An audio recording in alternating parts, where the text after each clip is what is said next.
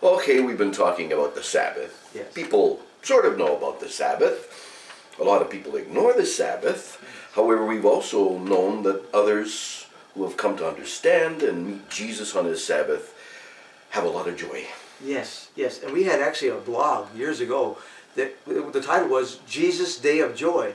And Charlie, for some reason, that hit a nerve. People, you can see that people are sad today because they thought, wow, Day of Joy. I like that, you know. But you know, I've kept the Sabbath for over 40 years. But for many years, I kept it as a legalist. I kept it as a duty. Oh yeah, I know it's got to be done, so I'll do it. But I've learned in the last number of years, maybe 10, 12 years, in the freedom of the Holy Spirit, the Sabbath is a day of joy.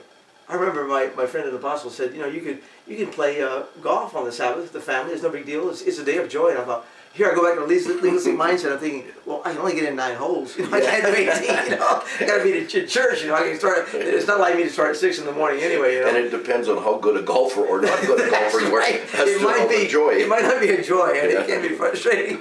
That's a good point. But the thing is, it is a day of joy, and you meet Jesus on that day. Now, if you're a legalist, as the French say, un saint triste est un triste saint.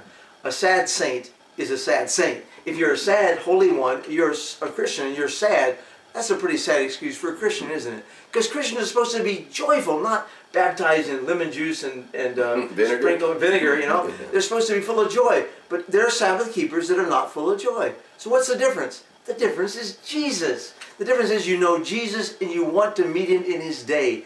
And you're filled with joy. Like Angus T. Jones, he understands that Jesus' day is a blessing. He goes there to meet Jesus on that day. That's why he's full of joy.